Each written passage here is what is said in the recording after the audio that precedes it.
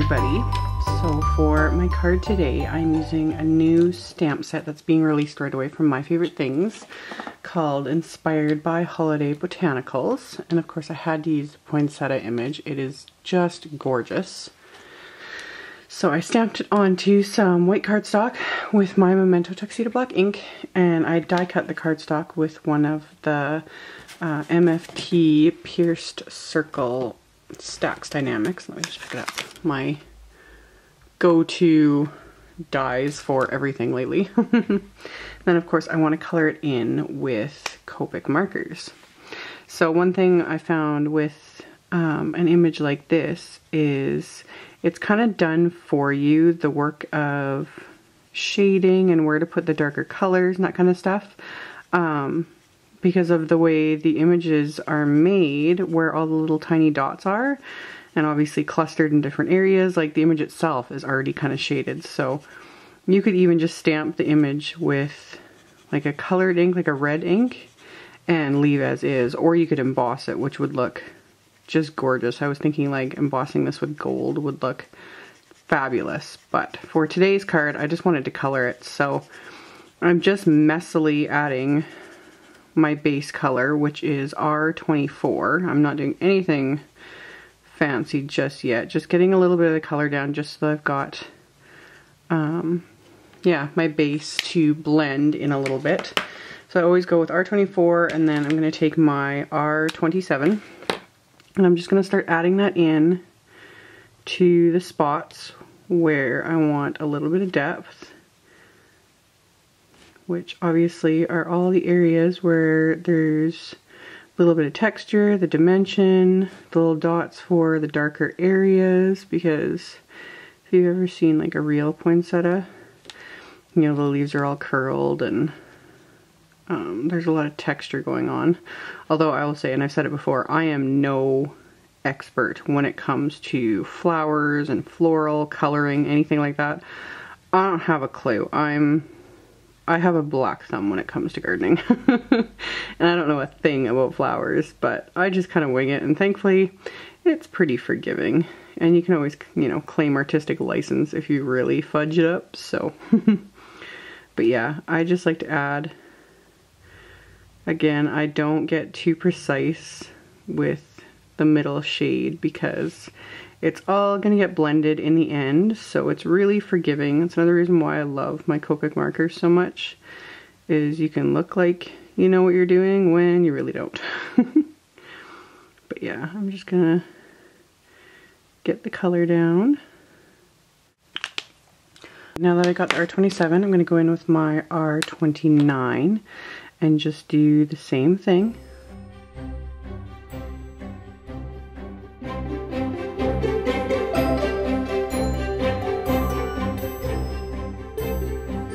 So I've got my R29. I'm going to go in actually with some R89, which is just a much deeper, kind of plummier red. And this one I'm just lightly dabbing into the areas where I want it to be the darkest, and it just gives that extra tiny bit of depth and dimension.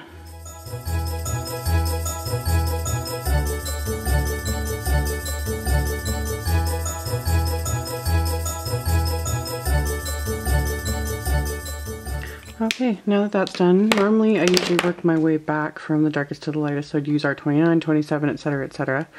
But I find with this group of reds that they kind of blend really easily together regardless, so I'm not even going to bother with that, and I'm just going to go right back in with my R24 and just start blending everything together.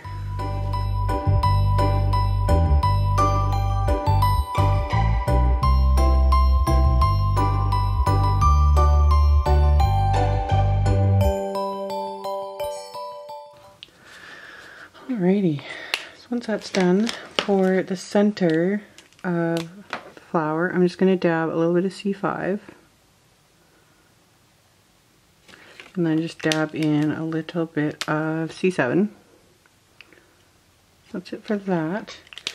And then to kind of fix a few of the little like spots where I went outside the lines, and also just to give it a little bit of extra something, I'm going to take my YR31 and just starting kind of in the little crevices of the petals, I'm going to just flick the color outwards, and I'm not adding very much because I want to keep everything as white as possible.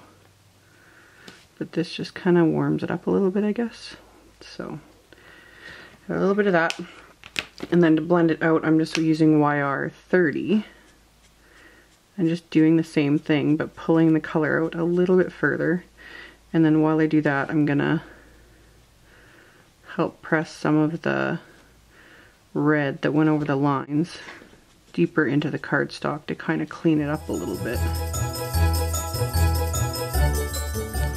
Okay, and finally I'm going to take my Zero, my colorless blender, and starting from the opposite end, I'm going to kind of bring that in a bit to help blend that yellow into the white, and then also to use it to help a little bit more to kind of fix any mistakes.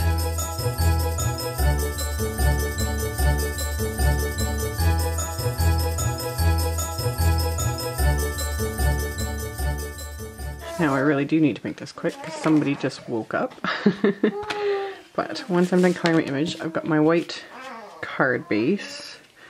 I'm going to kind of figure out how I want the poinsettia to go. Then I've got a sentiment from the same stamp set, so I'm just going to ink it up with MFT's Black Licorice ink. Then stamp that.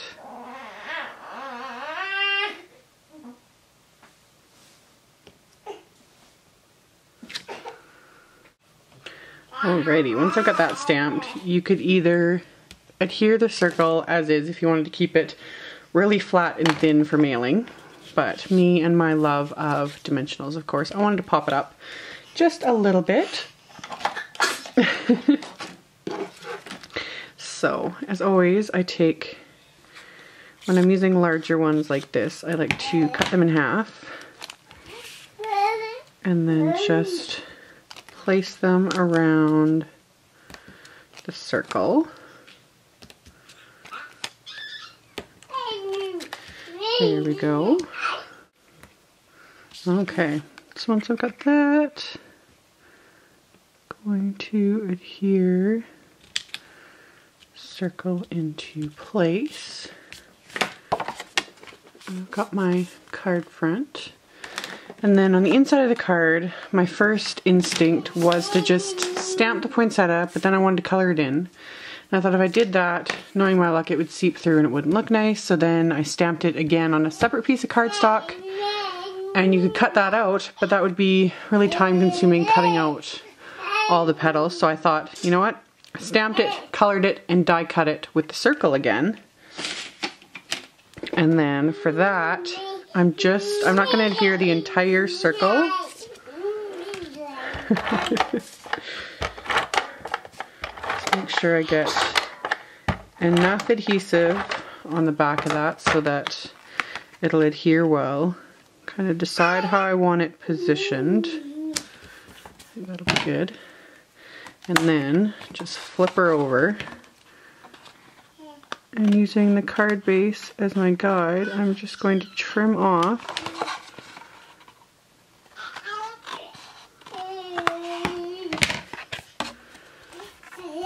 and I've got that for the inside so it's not completely plain, and that for the outside.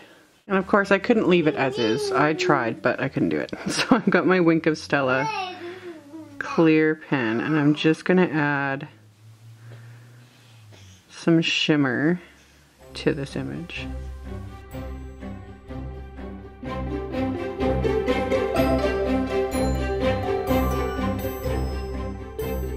Alrighty, so there we go.